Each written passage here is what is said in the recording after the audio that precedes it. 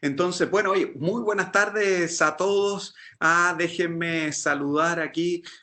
Veo a algunos conocidos dentro de los asistentes, así que también muchas gracias, ¿verdad?, por acompañarnos. Y veo a otros, ¿verdad?, que están sumándose a las actividades. Lo primero, ¿verdad?, presentarnos. Mi caso, Cristian Cancino, profesor de la Facultad de Economía, y me acompañan dos muy buenos colegas.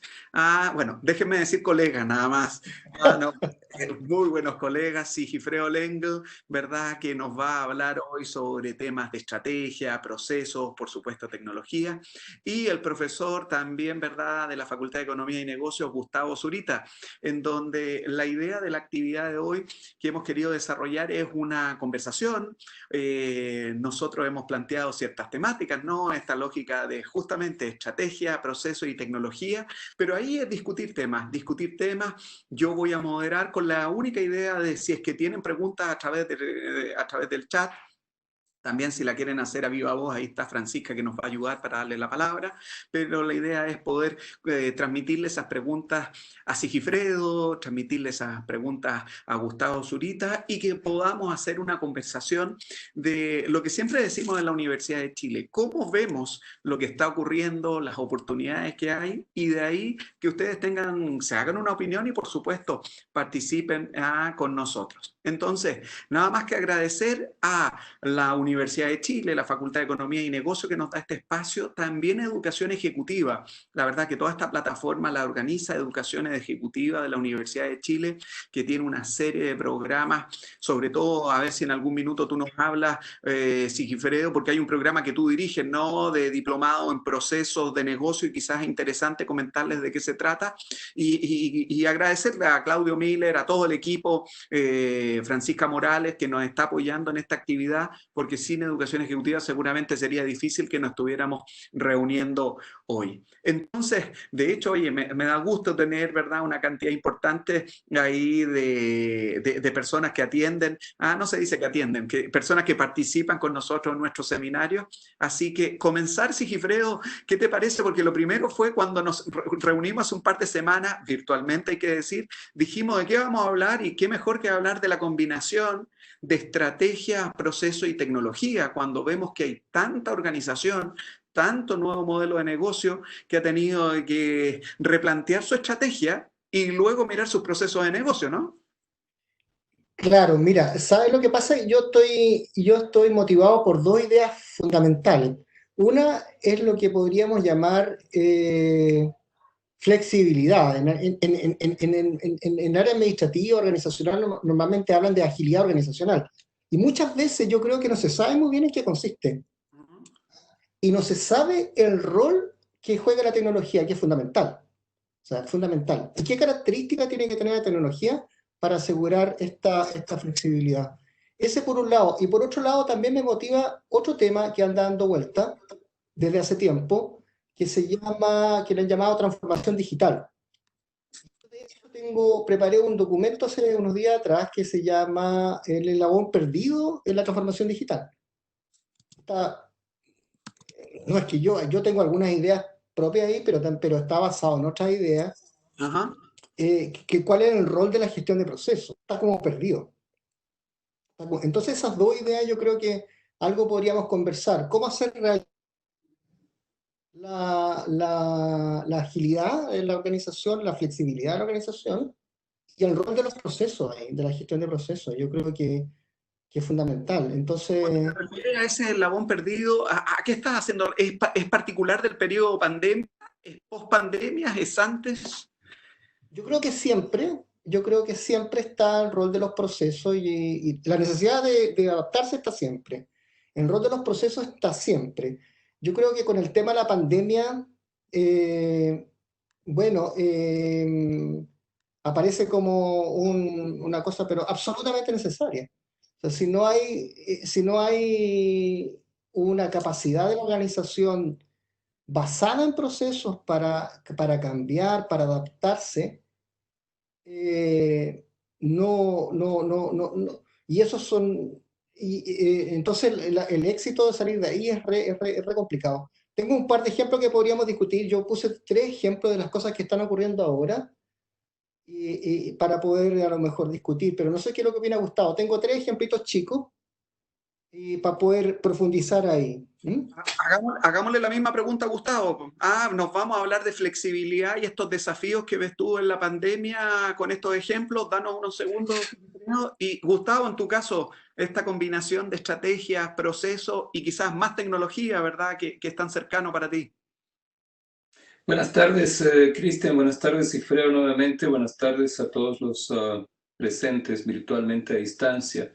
Estrictamente, en muchos de los casos, hoy en día, sobre todo, aplican muchísimo el uso de tecnologías de información. El ejemplo básico, el que estamos utilizando ahora para poder comunicarnos, que es la esencia de muchos procesos simples que requieren coordinación, que requieren una secuenciación de cosas que se tiene que realizar por muchas personas.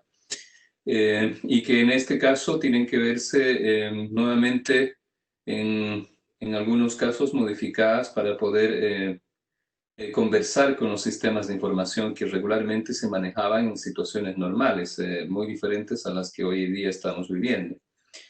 Y como ejemplo, a mí me gustaría, después de los ejemplos que Cifreo plantea, presentar un caso muy simplecito asociado a la coyuntura actual que ejemplifica cómo las tecnologías de información hoy en día dan espacio para resolver distintas tareas y procesos que incluso empresas pequeñas, hasta incluso familiares, hoy en día requieren hacer para poder alcanzar a sus clientes bajo las condiciones restrictivas que hoy en día estamos viviendo, ¿no? Eso nomás para ejemplificar el potencial que tienen las tecnologías de información en apoyo a estos procesos. Así que adelante, Cifreo. Muy bien. Veamos estas dos cosas. Les recuerdo a todos los asistentes que a través del chat, por favor, envíennos todas sus consultas. Ya tenemos una promesa, la de Sigifredo, que nos va a hablar desde el punto de vista de la flexibilidad en cuanto a los desafíos, y a Gustavo en términos de estos casos, ¿verdad?, que nos van a mostrar cómo se implementa. ¿Puedes presentar tus láminas, Sigifredo? A ver si nos ayudas. Voy a presentar. Mira, son 3 ejemplos muy chiquititos, ¿no? Pero yo creo que motivan bastante el problema. ¿Se ve ahí o no? Ahora sí. Según yo. ¿Ah? Ahora sí se ve. ¿Se ve? Ejemplo 1 y ejemplo 2 dice. Y ahí dice ejemplo 1, ¿no? Exactamente. Dice ejemplo 1. Mira, este lo copié del diario La Tercera. Dice, a partir del 10 de junio, hace unos 10 días atrás, más de 10 días, el ingreso familiar de emergencia será una realidad para millones de chilenos que cumplieron con el requisito. El beneficio anunciado por el gobierno en mayo va a su primera entrega, y para acceder a él, todo de forma automática, siguiendo algunos pasos. Esa ha sido la promesa. Y lo que hay detrás, en realidad, puro proceso, y lo que se requiere, pero totalmente, de que esto sea, ojalá automático y de un día para otro, ¿no? O sea, un día se decide y al de otro día se implementa, y al día siguiente, en 2 días, debería estar funcionando. Esa cuestión es una cosa que puede hacer con las tecnologías de hoy día. Yo cada vez que lo escucho, este tipo de cosas, me da una cierta impotencia. Bueno, ahí tenemos un ejemplo así como del gobierno, ¿no? Esa como grande, el sector público. Aquí tengo un ejemplo 2 que me pasó a mí. Ferretería Imperial recibió, Imperial, porque yo la verdad que no sé, recibió un pedido de material el 2 de junio por un valor de 25.000 pesos. El sistema de ventas anunció automáticamente la entrega del pedido para el 20 de junio. 18 días después dijeron que lo iban a entregar. Aún no llega a destino. No ha podido responder a las insistentes llamadas telefónicas del cliente. Es un caso de mi hija. Eso es lo que pasa. Claro, tienen un problema de capacidad, de capacidad súper grande, y que no engancha con los sistemas. Algo pasa con los sistemas que no pueden adaptarse fácilmente. Y no digamos que Imperial es una empresa muy chica, ¿no? Que el caso nuestro, el caso de la facultad, enfrenta el desafío de las clases online masivas, sin experiencia previa o con muy poca experiencia previa. Debe adquirir equipamiento de hardware y software de manera urgente y preparar a sus profesores. Casi meses de relativo éxito descubre un derrotero insospechado, y eso es lo que yo creo que ha estado pasando, por lo menos las conversaciones que hemos tenido entre colegas, que aquí hay algo nuevo para la educación universitaria en general, ¿no? O sea, que son las clases, las teleclases, ¿no? Bueno, ahí tengo 3 ejemplos. Entonces, esto obliga a entender cómo cambiar. Eso es lo que esa es mi propuesta. ¿Cómo se cambia? ¿Qué hacer? Ese es el tema. ¿Qué hay que hacer antes, durante y después del cambio? ¿Qué hay que hacer antes? ¿Qué deberíamos hacer antes de la pandemia? ¿Qué tenemos que hacer durante la pandemia? ¿Y qué tenemos que hacer después? Y yo creo que hay elementos que yo creo que tenemos que tener en cuenta, ¿no? Elementos técnicos que tenemos que tener en cuenta. Eso, quiero plantear esos ejemplos. Y otra idea que quisiera profundizar es cómo cambiar, ¿no? Cómo se cambia, qué elementos técnicos hay que tener en cuenta para poder cambiar, qué hacer antes, durante y después. Y lo otro que también he elaborado un poco es esto de los tipos de cambio también, ¿no? Tipos de cambio que nos podemos enfrentar. ¿Ah? Y eso nos puede ayudar a manejar mejor la cosa, ¿no? Antes, durante y después. ¿Qué tipo de cambios hay? No sé si eso de tipos de cambio lo vemos ahora o después con... Oye, te hago una consulta sobre todo que ya también por interno me preguntan, en términos de flexibilidad propiamente tal, porque claro, tú lo nombraste aquí la importancia de la flexibilidad como desafío organizacional, pero en el ejemplo 1 y 3 parece ser de que es un tema de flexibilidad importante, ¿o no? Pero en el ejemplo 2 pareciera como que estaba ya dentro de la estrategia esta posibilidad o por lo menos el uso de cierto canal. ¿Es solo flexibilidad o en el caso 2 por lo menos fue de no ver todos los recursos que eran necesarios para entregar los productos, ¿verdad? O responder justamente a esa promesa que se le hacían los clientes por el canal que ya estaba diseñado. O sea, se entiende que 1 y 3 se requiere mucha flexibilidad, pero en el caso del 2 es como que no se habían tomado en serio la lógica de, A ver, de tú estás proporcionar apuntando ese canal. que yo creo que me gustaría, si pudiéramos después hablar un poquito. Hay tipos de flexibilidad, tipos de cambio. Hay cambios estructurales que abarcan la organización completa, la estructura de la organización, y hay cambios de bajo nivel. Esa es una categoría de cambio, estructurales y de bajo nivel de proceso. Mira, el 1 y el 2 son cambios de bajo nivel, no tengo ninguna duda, ¿no? Que son de procesos de bajo nivel que básicamente tienen que ver con sistemas. Y el número 2, de hecho, lo que yo te entiendo, tú no lo asocias como a sistemas, tú lo asocias a capacidad probablemente humana. Claro.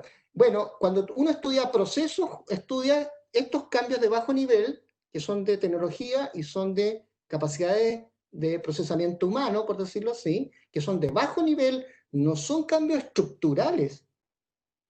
Las organizaciones estructurales son de bajo nivel, pero son parte del mismo problema. La planificación de la capacidad tiene que ver con la tecnología. Está estrechamente relacionado. ¿No? De hecho, se estudia así, ¿no? Se estudia la capacidad de los procesos desde el punto de vista humano y tiene que ver con el diseño del sistema y tiene que ver con el diseño del proceso. Eso es todo un solo tema. Pero tienes razón. El número 2 tiene que ver, estamos creyendo, la verdad que no sabemos muy bien, porque probablemente el número 2 probablemente también tiene un problema de sistema. No. A lo mejor tienen un problema de bodegaje. Y eso es mucho más grave. Y el problema de bodegaje no solamente es un problema de capacity planning, sino que también es un problema de información, de capacidad de las bodegas, de la administración de los procesos, de cómo se está haciendo. Probablemente el número 2 es mucho más grave. Yo creo que es mucho más grave. Oye, sí, creo, y una consulta, porque para todos los asistentes que nos están acompañando, comentarles de que en octubre del año pasado, quizás me equivoco y fue noviembre, ya me corrigen ustedes, tuvimos a 3 invitados internacionales muy buenos. Se acordarán, ¿verdad?, de Pankaj Setia, ¿verdad?, personaje de la India, pero que trabaja en Arkansas University. Tuvimos también al profesor inolvidable, se me está olvidando el nombre, ayúdenme, de San Jose State University, ¿cómo que se llama nuestro gran amigo? Tan gran amigo que se nos olvida el nombre. A ver si ya no nos van a creer, ¿eh? Si a uno se le olvida no les van a creer. pero me estoy acordando, no me voy a acordar. Pero bueno, oye, ya me voy a acordar de el editor, ¿verdad? Del Journal Computer and Industrial Engineering. Y no me sale en la mente, pero que nos presentaron ambos los casos de Souki. Muchas gracias. Oye, me llega Yasser de Souki. Oye, ojalá que esto no lo estemos grabando, bueno, no nos va a entender tampoco Yasser, pero Yasser, que no salía el nombre de Yasser, y ambos, tanto Yasser como Pankaj, nos plantearon la lógica de cómo las organizaciones en Estados Unidos, nos hablaron del caso de Amazon, nos hablaron del caso, ¿verdad?, de distintas industrias relacionadas con Walmart, con, oye, Target, de distintas empresas del retail y no del retail, que nos dicen estaban preparados. Y yo recuerdo que le hicimos la consulta a Sigifredo, ¿cómo ven a nivel de otros ambientes? En Latinoamérica quizás no le preguntamos exactamente Chile, pero después nos los preguntamos nosotros si estábamos preparados. Y te pregunto a ti, porque estos 3 ejemplos habla para ver, y es muy bueno repetir la pregunta, ¿estábamos preparados? Creo responder en el caso de la Facultad de Economía, no lo voy a hacer porque no quiero dañar a nadie, si estábamos preparados o no, pero estábamos preparados para responder eficientemente a estos cambios organizacionales que mencionas tú.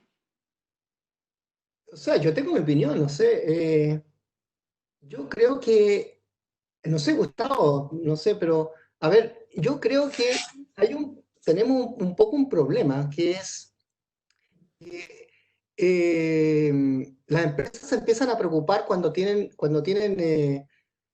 los márgenes de ganancia son más o menos pequeños, o cuando tienen que luchar mucho. Y yo creo que muchas de estas empresas tienen márgenes de ganancia muy grandes. Entonces, y el caso número 2 sería el de las empresas grandes.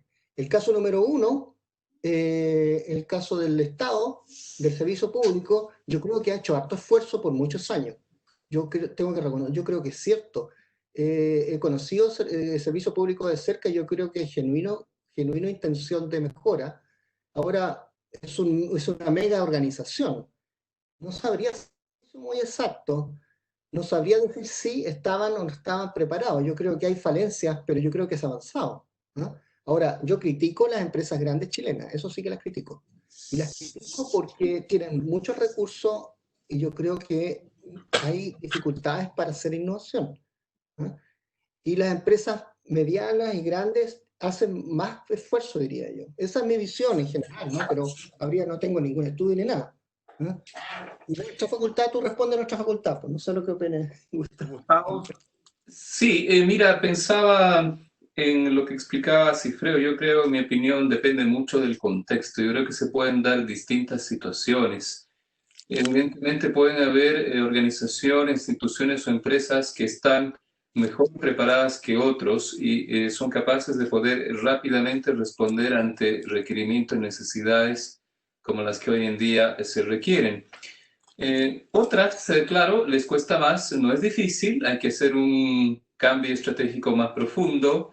Y otros, inclusive, quizá en condiciones normales, todavía les falta aún mejorar mucho en sus procesos.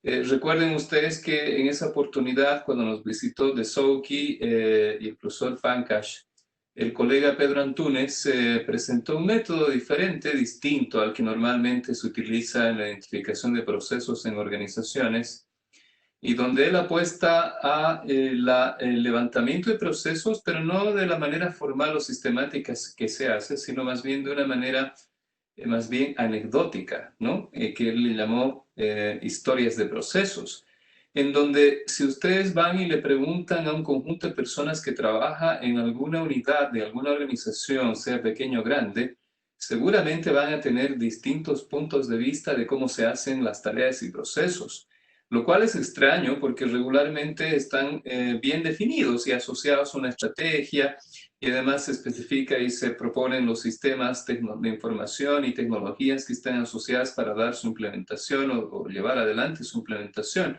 Sin embargo, estoy hablando todavía en condiciones normales, incluso se presentan ocasiones en las que las instituciones no tienen todavía muy claro, digo, de parte de las personas que operacionalizan estos procesos y tareas, muy claro lo que están haciendo. Entonces, yo creo que se presentan distintos tipos de situaciones en distintos contextos. El común denominador, pienso, en mi opinión, es que depende bastante de la cultura organizacional, de cómo cada quien ve el problema y cómo puede encontrar la mejor solución. Ya sea porque lo tiene que mejorar en condiciones normales, me refiero a sin tener que vivir esta situación que afecta a nivel mundial, como también en situaciones como las que estamos viviendo ahora, en la que rápidamente hay que seguramente mejorar los procesos de última milla, ¿no? De envío de estos pedidos de parte de la Ferretería Imperial para que lleguen rápidamente a destino. Ahora, como bien decía Cifreo, no sabemos si se trata de un problema de tecnología. Yo tiendo a pensar que no. Pienso que más bien se trata de un tema asociado a la cultura, a la identificación de que probablemente lo que hace falta potenciar quizá es justamente la entrega de estos productos en la última milla. Es decir, ya lo compró y cómo a lo mejor responden a una masiva crecimiento de solicitudes a domicilio, que sabemos que iba a ocurrir esto tarde o temprano en el sentido que iban a quedar saturados.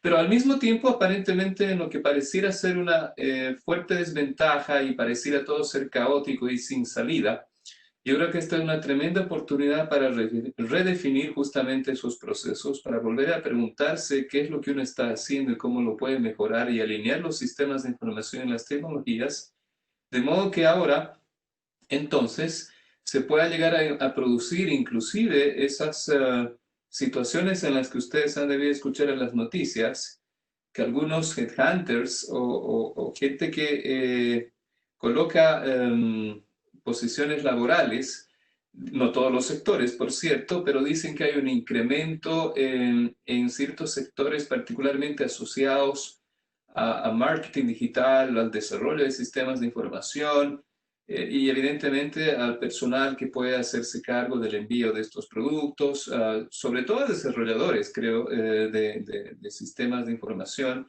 que puedan extender, modificar rápidamente, darse cuenta, redefinir los procesos. Así que yo creo que cada uno de estos ejemplos que yo también comparto con Sigfredo, yo cuando leo el Mercurio abro esta parte de cartas al lector y me encuentro con un montón de situaciones y ejemplos que dan lugar justamente a lo que uno se pregunta como académico, ¿no? ¿Cómo lo están haciendo las empresas? Y esto me hace bastante sentido junto con algunos indicadores asociados al uso de tecnologías de información que yo suelo presentar en mis cursos, donde regularmente y empresas grandes suelen decir que el cliente es el que tiene la razón y lo más importante estratégicamente.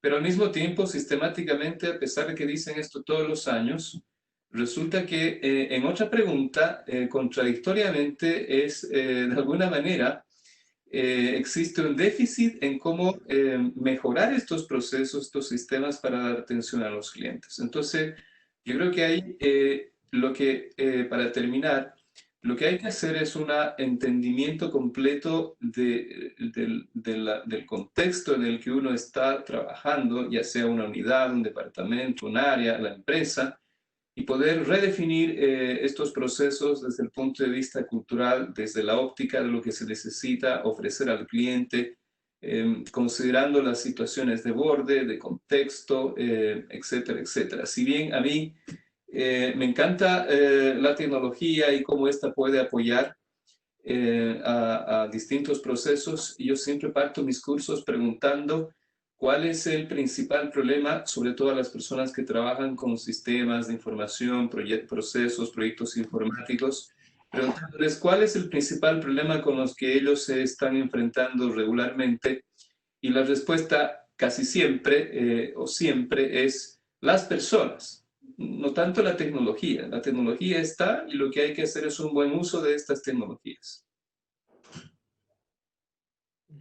Muy bien. Oye, aprovecho, ¿verdad? Después de agradecer ahí esas dos intervenciones de los colegas mientras conversaban y claro, como hacíamos referencia a esta lógica de procesos, ¿cómo lo llamaste, Gustavo? Más animada, lo llamaste distinto, pero que mucho más amigable quizás de lectura y también la lógica. Historia de procesos. historia el storytelling, ¿verdad? Que ocupabas la Exactamente. Tú cuentas lo que haces y vas armando la realidad que se está aplicando, que puede a veces ser muy distante de la que formalmente se ha definido. Y que Ajá. ese es entonces el origen de posiblemente estas situaciones, ¿no? Bueno, justamente lo que hicimos entonces a través del chat a todos los asistentes compartimos lo que es el link del Laboratorio de Competitividad y Crecimiento de la Facultad de Economía y Negocios de la Universidad de Chile, en donde lo que hicimos efectivamente es compartir un resumen que preparamos con Sigifredo Lengel, Gustavo Zorita, Matías Smith, sobre todo los miembros del Centro de Gestión de Información para los Negocios de la Universidad de Chile. Y en este resumen van a ver los principales comentarios que nos dio tanto el profesor de Souki, el profesor Setia y también Antunes. Y ahí aparece justamente un ejemplo de levantamiento de proceso, pero a través de esta técnica, ¿no? Del storytelling, que nos ayuda a quizás entender de forma más amigable. Sigifredo, Gustavo planteó 3 temas que parecen muy relevantes. Uno, hace la pregunta ya directamente, ¿cómo lo están haciendo las empresas? Segundo, plantea un tema, hay que redefinir los procesos entonces en el nuevo contexto y el ámbito, y el tercero que lo plantea también, el de las personas, el desafío de las personas. Quizás, oye, ya tenemos casi, aparecen 33 asistentes participantes el día de hoy y hay personas que se preguntan, hay desafíos, ¿verdad?, para las organizaciones, pero también en términos personales, la mayoría son profesionales, así que ¿cuáles son los desafíos ahí en términos de desarrollo de carrera? ¿Qué es lo que falta? Uno, ¿cómo lo están haciendo las empresas? Dos, ¿hay que rediseñar procesos? Y el tema de las personas. De rediseñar y el tema de las personas. A ver, mira, yo quisiera, o sea, a ver, yo primero me gustaría entender un poco más, entender aún más, es entender una tipología de cambio. O sea, mira, voy a aprovechar aquí esta lámina para mostrar la tipología de cambio. Yo la voy a poner. Y en esa, y lo segundo que quiero mostrar es que yo creo que el tema de las personas es importante, pero hay otro tema que hay que resolver antes. A mi modo de ver, es un tema tecnológico que hay que tener en cuenta. A mí me van a decir, no, que el tema tecnológico no, y siempre un poco sentido de que me critican un poco eso. El tema de las personas es fundamental. Pero yo creo que hay un tema tecnológico antes, quiero explicar por qué, cómo tiene que ser esta tecnología, qué características tiene que tener esta tecnología para la flexibilidad. Y ahí voy a meter voy a tratar de meter el tema de las personas. Y después, si hay que rediseñar los procesos, yo diría que depende. A veces sí, a veces no. Yo creo que eso habría que profundizar un poco más. Cuándo rediseñar, cuándo cambiar, dónde cambiar. Entonces, eso yo creo que tiene que ver con esto de la tipología de los cambios. ¿Ah? No sé si te parece mostrar la tipología de los cambios Perfecto, por y favor. después tratar de entender qué condiciones técnicas hay que tener para poder cambiar. Técnicas estoy hablando, no de personas, porque yo creo que eso también se subestima. No sé si te parece. Hagámoslo, por favor. Entonces, el cambio que yo he elaborado de varias áreas, de varios, digamos, de varias, de distintas fuentes. Mira, hay distintos tipos de cambios. Yo voy a partir acá por el verde, que un tipo de cambio que depende de si hay planificación o no hay. Hay planificación deliberada, o sea, si es deliberada o emergente. Hay empresas que no requieren tanta planificación y en eso hay que ser súper claro. Las empresas pequeñas, por ejemplo, no requieren full planificación, porque la característica es que no tienen una gran planificación detallada porque se adaptan perfectamente. Se adapta toda la estructura, se cambia. Hoy día está vendiendo A, mañana está vendiendo B. Pero las empresas grandes requieren una planificación más deliberada. El sector público es deliberado, requiere una planificación. Por eso que yo dije antes que me parece que el sector público ha hecho esfuerzo en ese sentido. O sea, hay planificación y detalle, y cuando hay planificación deliberada y hay mucho detalle porque el ambiente es estable, como el sector público, por ejemplo, entonces sí, por supuesto que hay que rediseñar, hay que documentar, levantar los procesos. Mira, también hay esto que está acá azul, también hay cambios estructurales y cambios de bajo nivel. ¿Ah? Eso hay que identificarlo bien. El caso que vimos, lo que vimos antes, uno se pregunta si la ferretería imperial requiere un cambio estructural o un cambio de bajo nivel. No sé, habría que ver. Pues si yo le decía que si tiene un problema en realidad con el bodegaje, a lo mejor un tema estructural, no de bajo nivel. Bueno, si es gatillado este cambio interno o externo. Interno es cuando viene de las mismas personas que trabajan, o de los mismos funcionarios, o de los mismos directivos. Y externo es cuando está obligado por los clientes, por imitación o por innovación. También hay cambios en distintas partes. Hay cambios en los procesos industriales, hay cambios en los procesos de negocio o cambios en los productos. ¿Ah? Todo esto está amarrado. Cambiar productos significa cambiar el proceso industrial y normalmente hay cambios en los procesos de negocio. Después está la intensidad de cambio. La intensidad de cambio puede ser evolutivo o de un momento a otro, revolucionario. Hay cambios que son de a poco y hay cambios que son revolucionarios. Hay que elegir el tipo de cambio. Un cambio planificado más bien tiende a ser evolutivo, ¿no? Y después los cambios se pueden clasificar según la duración, o temporal o permanente, ¿no? Para siempre o temporalmente. Mira, estos son conceptos que son importantes, yo creo, de tener en cuenta para una planificación. Si yo, para tener una perspectiva de cómo enfrentar el cambio. Yo el cambio lo voy a enfrentar de manera evolutiva o de manera revolucionaria. ¿El cambio lo voy a enfrentar en grande o lo voy a enfrentar de a poquito? ¿Ah? ¿El cambio lo voy a enfrentar de acuerdo a lo que los clientes piden o lo voy a enfrentar por un proceso de innovación que viene de adentro? Son cosas que tengo que preguntarme. Tengo que preguntarme. Eso como primera idea, ¿ah? Como primera idea de los tipos de cambio. Lo otro que me gustaría rescatar es las características técnicas que se requieren para cambiar, sobre todo en empresas grandes. ¿Ah? Y esto es lo que pasa desde el punto de vista tecnológico. Desde el punto de vista tecnológico, en los años 50, 60, todo esto, los sistemas administradores de base de datos, las interfaces de usuario, las aplicaciones y el flujo de tareas estaba todo dentro de un paquete. Era tan así que en los años 50, ¿no? Estaban los firmware, ¿no? Era todo un solo paquete y uno compraba el computador que te hacía el procesamiento de pago de personal. Estaba la aplicación con el computador, con la interfase, todo junto. Eso en los 50, los 60. ¿Qué es lo que empieza a ocurrir?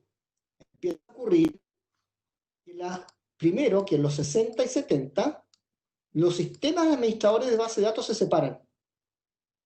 Se separan. De ahí apareció, yo recuerdo muy bien, a comienzos de los 90, recuerdo muy bien la primera implementación de Oracle en Codelco, ¿no? Como sistema administrador de base de datos. Un software completamente separado de los sistemas de Codelco, que eran los COM, le llamaban, los sistemas COM, estaban implementados en Algol, imagínense, y se separan los sistemas administradores de base de datos para usar las mismas aplicaciones. Eso en los 60. En los 80 se separan las aplicaciones, 80 y 90, se separan las aplicaciones, y ahí está la gran aparición de estos software estándar, ¿no? SAP, T. Edwards, que ya no está, PeopleSoft, que tampoco está, que está en Oracle, y se separan las aplicaciones de las bases de datos y del resto. Lo que hay ahora, y seguimos en esto, entre los 90 y los 2000, que se vuelve a separar las interfaces de usuario y los sistemas administradores de workflow. Y en eso estamos ahora. Entonces, esto es una cosa que las empresas grandes tecnológicamente lo tienen que proveer.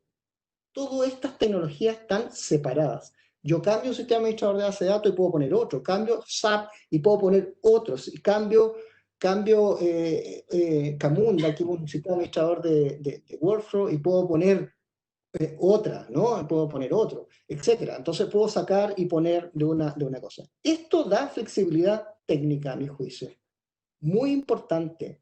Si esto no está en la empresa, es muy difícil hacer cambio, porque si yo tengo todo esto junto y quiero hacer algún cambio en la aplicación, tengo que hacer cambio en la interfase, y al mismo tiempo tengo que hacer cambio en la base de datos, hacer cambio en el flujo de tareas. Eso es imposible. Entonces, un proyecto que debe demorarse una semana, se demora meses.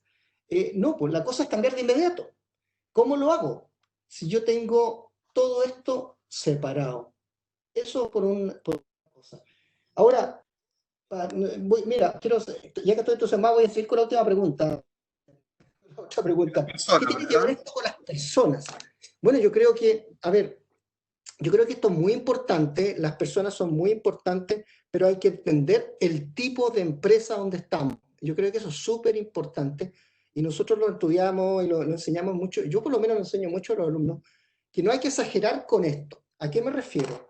Las empresas tienen mecanismos de coordinación que son fundamentales. Una empresa grande como Codelco, o una empresa, estoy exagerando, o un banco, por ejemplo, grande, como el, qué sé yo, el Banco de Chile, tiene que tener esto que está acá, tecnologías separadas. Eso no tiene ninguna duda. Y lo fundamental es tener procesos súper claros. Levantamiento de procesos, documentación de procesos, optimización de procesos, monitoreo de procesos, implementación de procesos, pero súper, súper bien. Todo se coordina en torno a las tareas. Y las personas se coordinan en torno a las tareas. Si los procesos están claros, las personas no saben qué hacer. Ese es un caso de empresas que se coordinan por tareas, pero hay otras empresas que no se coordinan por tareas fundamentalmente. Hay otras empresas que se coordinan por las habilidades, que el caso nuestro es la facultad. El caso nuestro es la facultad, nosotros nos coordinamos por las habilidades de los profesores. Mientras mejores profesores tengamos en investigación y docencia, mejor va a ser la facultad. Entonces lo que tenemos que regular ahí no son tanto los procesos son importantes, pero van en segundo orden. Lo importante ahí es el conocimiento de los profesores, y si hacen clases, si hacen buenas tareas, si hacen buena investigación, etcétera, etcétera. Esos son buenos profesores. Si eso está, los procesos son secundarios, los procesos de negocios vienen después. Otro caso son las empresas pequeñas. Las empresas pequeñas no son tan importantes los procesos y tampoco tan importantes las personas. En las empresas pequeñas lo importante es el dueño. El dueño que es capaz de adaptarse, que tiene algunos elementos para poder cambiarse. ¿Me entiende? Entonces no hay que exagerar con esto. Entonces cuando me preguntan, ¿hay que rediseñar? Bueno, depende. ¿Hay que optimizar los procesos? Bueno, depende del caso. Si tú me preguntas, ¿el 80% de las empresas? Diría que sí, pero son empresas que se coordinan por tareas. Lo básico es las tareas. Si las tareas no están claras, no están claras las personas. ¿Me entiendes? Porque si las personas no saben qué hacer, no le rayan la cancha. ¿No? Si la cancha no está rayada, bueno, ráyenme la cancha. Ráyenme la cancha. Eso significa que me digan lo que tengo que hacer, la tarea que tengo que hacer, cómo la tengo que hacer, tengo que entrar en este sistema, ingresar tal cosa. Entonces, lo que pasa muchas veces en muchas empresas es que es eso, ¿no? Que empresas grandes, como el sector público, por ejemplo, donde el esfuerzo en proceso no es suficiente y le echan la culpa a las personas. Eso es lo que yo veo muchas veces. Bueno, eso no sé, Cristian, es como Oye, muy bien, interesante. Déjame sobre todo, ya vamos a esta lámina, Sigifredo, sobre todo porque llegan unas preguntas breves pero interesantes. Y se genera el debate, sí, Gustavo, ¿no? Porque, bueno, ¿son importantes o no son importantes los procesos? ¿Hay que rediseñar, no hay que rediseñar? Y aquí, a ver si seguimos estas consultas que me llegan ahí por privado, gracias a los dos que dicen. El profesor Zurita, Gustavo, perdón, el profesor Lengel dice, a veces sí, a veces no. Gustavo, ¿hay que rediseñar procesos? Siempre, no siempre, o existe este gran depende. Yo estoy de acuerdo con Cifredo. Yo pienso, mira, no estamos muy opuestos en nuestra opinión. Cuando yo me refería a las personas, sí, me refería justamente a lo que Cifredo explicó al último. O sea, las personas son las que tienen que llevar adelante estos cambios, entender que las tecnologías tienen que evolucionar justamente de esta manera disgregada.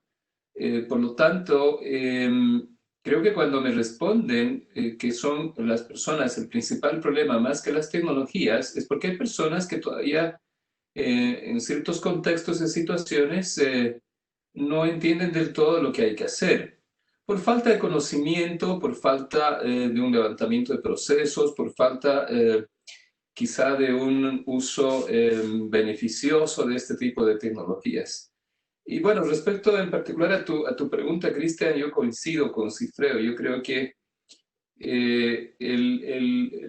para mí la prueba fehaciente que es necesario, yo le subiría más el porcentaje, iría más allá del 80% inclusive. Yo creo que la cultura que tenemos instalada en nuestro contexto es tal de que de repente alguien le cuenta muy por encima cómo es que se tiene que hacer algo y a pesar de que existen manuales de procedimiento y todo lo demás, es la costumbre que nos lleva a hacer las cosas como más o menos así tienen que hacerse. Entonces, en ese paso, uno olvida y deja de ver situaciones que llegan a ofrecerse a los clientes como los casos que Cifreo presentó, ¿no? En donde no es capaz entonces aquella persona que recibe los reclamos de alguien que necesitaba hace 18 días recibir un producto de esta ferretería, esa persona que recibe este reclamo no es capaz de decirle a su jefe inmediato de que hay que mejorar algo en su proceso porque su función objetivo es otra. Entonces debería estar incorporado en parte de los procesos que realiza esta persona que está dirigiendo al call center, que tiene que capturar esa información de alguna manera y entregárselo a alguien en la empresa que es capaz de poder entender lo que está sucediendo y mejorar los procesos de modo tal que luego las tecnologías puedan encontrar una solución de acuerdo a la estructura y arquitectura evolutiva que menciona Cifreo, ¿no? Yo creo que justamente coincido, son una de las cosas que yo también enfatizo en mis cursos cuando muestro el uso de las tecnologías de información. Siempre recomiendo que hay que ver el problema desde distintos puntos de vista, no solamente del que uno tiene inmediato en ese momento, porque eso encapsula una situación aislada y no puede o permite ver el problema como un todo, ¿no? Muy bien, Gustavo Sigifredo. Oye, sin darnos cuenta, ya llevamos casi 45 minutos, así que es muy interesante y tengo un par de preguntas acá. ¿Les parece si respondemos ahora, pero utilizando las preguntas que nos han llegado? Agradezco desde ya, ¿verdad?, a Jaime que nos consulta. Primero nos dice felicitaciones, muy buena esta charla. Yo estoy aquí aprendiendo del profesor Sigifredo, experto, ¿verdad?, en gestión de procesos, y el profesor Zurita, experto en negocios y tecnología, ¿verdad? También, que nos dan sus opiniones. Nos dice, nos plantea la siguiente problemática que termina con una pregunta. Profesores, la comisaría virtual, ya nos complicamos parece, que data del 2019. Estoy de verde, por si acaso. Esta parte la vamos a borrar después. Ha presentado múltiples fallas. Al principio, fallas derivadas del tráfico, problemas de autenticación, hasta que recientemente falla al no validar datos cruzándolos con otras bases de datos. Y se hace, o sea, hace un comentario, ¿no? Que uno podrá concordar, y si es que ha visto las noticias, todo lo que está pasando. Se hace la pregunta, Jaime, finalmente, ¿qué está fallando aquí? A ver, Fallando. a mí me encantan esos problemas. A ver, mira, quiero repetir un poco, tal vez, no quiero cansar, pero quiero repetir un poco dos condiciones. Primero, ese problema, o sea, primero una cosa general, y segundo, para entender el rol de la tecnología y el rol de las personas, primero. Y segundo, ¿qué característica tiene que tener la tecnología? Segundo. Entonces, mira, ¿qué características? Voy a partir por la segunda, que yo creo. ¿Qué características tiene que tener esa tecnología? Tiene que tener esta que está acá. Tiene que tener estas tecnologías separadas. Tiene que tener sistema administrador de base de datos separado de las aplicaciones. Tiene que tener separada de los sistemas de interfase y separado del sistema de administración de los procesos, ¿no? De los procesos, interfase, aplicaciones separadas y sistemas administradores de base de datos separados. Es una característica fundamental. Y ojalá última tecnología. Eso es lo que yo estuviera dentro de los carabineros. a cargo de esto, esto es fundamental, esto es un punto de partida. Eso primero. Segundo, ¿cómo enfrentar? Esa es la primera pregunta que a mí me preocupa. Me preocupa más que incluso esta cosa tecnológica. ¿Este es un problema de personas o un problema de procesos? Es un problema de todo, es cierto. Pero ¿cómo enfrentamos este problema? ¿Cómo enfrentamos este problema? Entonces, primero que lo que yo creo que hay que darse cuenta, que en el caso de los permisos, como en la mayoría, como en el 80, como dice Gustavo, 80, 90% de los casos, hay un tema en que es fundamental las tareas. Fundamental. De ahí parte todo el tema. En la medida que yo coordino bien tareas, coordino en la práctica todo. Si yo sé exactamente qué tengo que hacer, cómo tengo que hacerlo, dónde tengo que hacerlo, qué es lo que tengo que entrar, tengo todo resuelto. Ahora usted me puede decir, no, es que los carabineros no quieren trabajar. Ah, bueno, ya, ok. Pero es peor eso, pero ese es un problema adicional. Si yo no tengo las tareas, porque si yo además no tengo buenos sistemas, no tengo buenos procedimientos, no tengo las cosas claras, no sé cómo funciona, además tengo un problema de que el carabinero no quiere trabajar, tengo un problema doble. Entonces tengo que atacar primero el 80% del problema. Para mi gusto, el 80% del problema es un problema técnico de procesos, que tiene que ver con la tecnología. Una vez que eso está resuelto, probablemente voy a tener un problema con la cultura, con las personas. Yo no digo que no. Tengo un problema de cambio, de change management, no digo que no.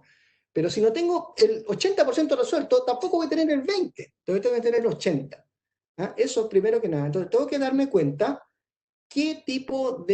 dónde tengo que atacar primero, a los procesos o a las personas, como administrador. Y en ese caso, mira, para volver para atrás, ingreso familiar de emergencia, procesos. Ferretería imperial, procesos.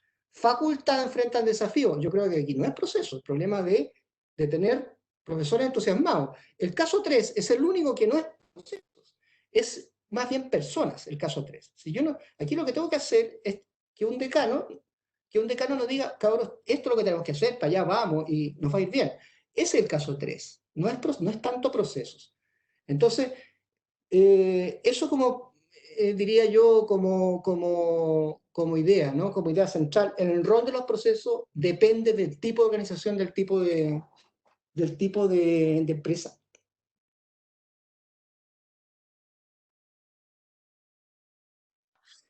Fuentes, ¿qué oportunidades reales, gracias Bárbara, ¿verdad? Por tu pregunta, qué oportunidades reales tenemos, ¿verdad? Con la incorporación de tecnologías, especialmente en esta lógica, dice, de teletrabajo versus saturación, versus la saturación, nos dice.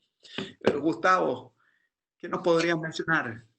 Mira, me gustaría antes una pequeña aclaración. ¿A qué se refiere con saturación?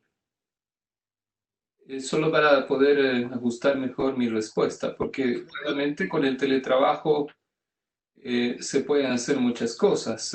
Se están haciendo hoy en día. Estamos atendiendo muchos procesos en distintos contextos con teletrabajo. Creo que es la respuesta tecnológica que podemos utilizar, una de las pocas que podemos utilizar hoy en día. ¿Qué se referirá con saturación? Si me hace llegar una pequeña...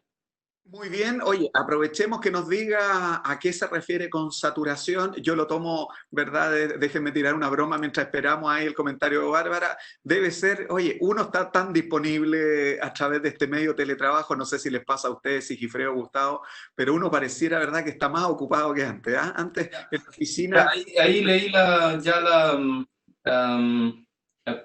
precisión que hace Bárbara, a quien también agradezco la pregunta. Fíjate que yo creo que no. Yo creo que las situaciones sean causadas por lo que estamos viviendo hoy en día u otro, dan lugar a ciertas soluciones tecnológicas que son las factibles en ese momento. Las empresas tienen que tener una respuesta muy flexible a todas estas cosas. Y hoy en día el teletrabajo es una manera de poder responder en las condiciones en las que vivimos. Y a mí no me parece que éstas lleguen a generar una saturación que define como el hecho de incorporar tecnologías que quizá no sean necesarias pero que igual lo hacemos. Yo pienso, fíjate, que después de que pasemos este periodo a fin de año, qué sé yo, ya el siguiente año, el teletrabajo va a quedar en algunos contextos como una manera alternativa, si no sustitutiva, de varias maneras de poder hacer las cosas. Yo creo que la flexibilidad que se encuentran en distintos organismos e instituciones en ese sentido es bastante inteligente. Ahora, no niego que seguramente habrán algunos contextos específicos en los que el uso del teletrabajo dé lugar a esa saturación, ¿sí? Uso de tecnologías que en realidad estarían de más y seguirían utilizándose y por encima de quizá hacer otra cosa, pero tengo la sensación de que eso sería lo menos. O sea, yo creo que como los colegas en la facultad comentaban, hoy en día, gracias a esto, así estamos haciendo clases en vivo a través de estas tecnologías. Nos hemos dado cuenta, bueno, siempre lo supimos, pero el hecho es que ahora nuestros estudiantes están recibiendo nuestras clases en vivo a través de tecnologías de videoconferencia. Y cuando nosotros estemos de viaje en alguna conferencia en condiciones normales, lo más seguro que vamos a hacer es conectarnos remotamente, porque ya sabemos que los estudiantes fueron capaces de usar esta tecnología. Entonces yo no lo veo como una saturación, veo una alternativa que hoy en día es la manera de poder ofrecer nuestro servicio, nuestro rol como educadores, y que seguramente después va a llegar a quedarse en algunos aspectos, quizá no del todo como lo estamos haciendo ahora, pero que sí probablemente o se van a combinar o van a empezar a sustituir o mejorar algunos procesos.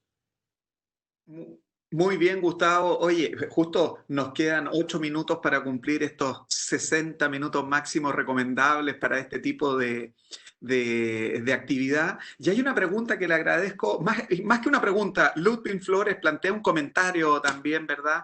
Y coloca el siguiente tema, el cambio de paradigma, que en parte lo estás también mencionando tú, Gustavo. Miren, interesante, Sigifredo, Zurita, esta interesante pregunta. Es un comentario, dice, a comienzos de año quería tomar el diplomado de proyectos de tecnología e información y no lo pude tomar por ser obligatorio presencial.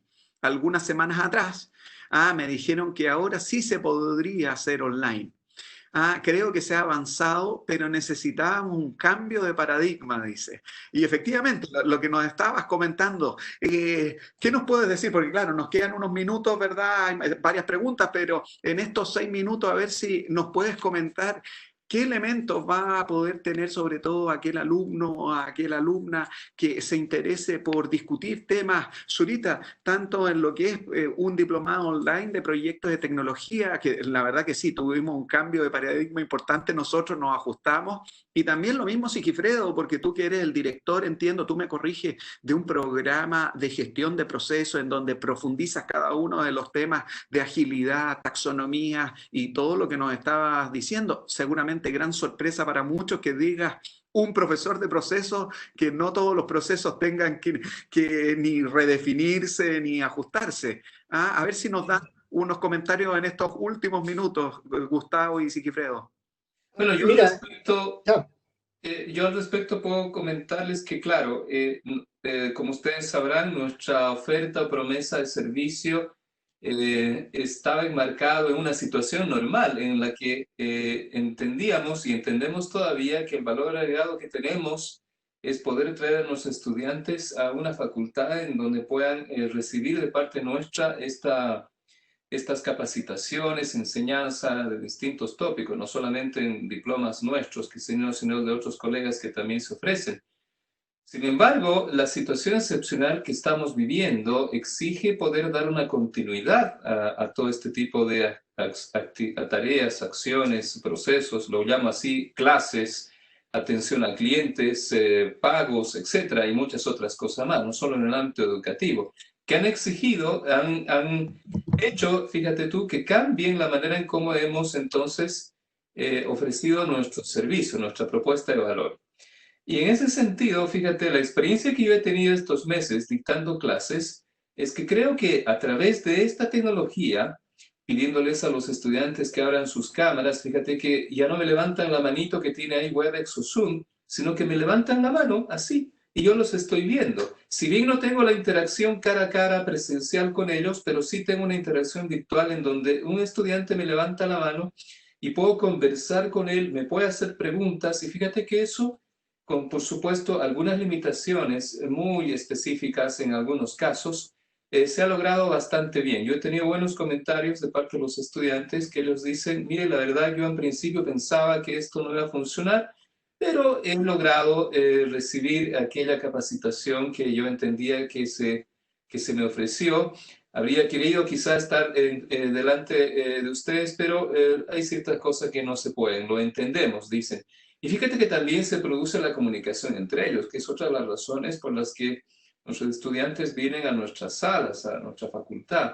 También entre ellos se producen las energías que siempre se generan. Así que no voy a decir que es exactamente igual, puedo decir que en algunos casos incluso es mejor, por el tema este de lo que quizá los estudiantes que han tomado estas clases virtualmente desde un principio no saben lo difícil que puede ser llegar a una hora específica al centro en donde están nuestras dependencias, ¿no es cierto? Que implica un tiempo, un costo, qué sé yo. Y que de alguna manera eso ya no se tiene, aunque también puedo entender que hay otras situaciones desventajosas porque quizá el ambiente, el contexto en el cual este alumno participa de esta clase no es quizá el ideal por distintas razones, qué sé yo. Pero yo creo que al final, en el suma y resta, se logra ofrecer un servicio que cumple las expectativas, que da a los estudiantes la posibilidad de poder recibir de parte nuestra, esta vez en vivo, remotamente, digitalmente, estos conocimientos que nosotros regularmente impartimos en la facultad. Muy bien, Sigifredo. Oye, mira, un poco mi opinión es a la de Gustavo. Tal vez contar un poquito, así en un minuto, mi experiencia. Esto me pilló sin pensarlo, o algo ya tenía por el tema del estallido social, yo algo intuía, pero no ahora fue definitivo, ¿no? Yo pensé que iba a tener muchos problemas, y la verdad que no ha sido así. Me siento muy satisfecho con el tipo de clase. Ahora, el problema que yo he tenido más bien es muy particular porque yo doy la clase, dado que tengo en pregrado alumnos extranjeros, el curso se ofrece en inglés. Entonces yo no me atreví a hacer la clase online en inglés, porque si no, ahí no me iba a entender mis alumnos chilenos. Iba a tener problemas. Entonces grabé las clases.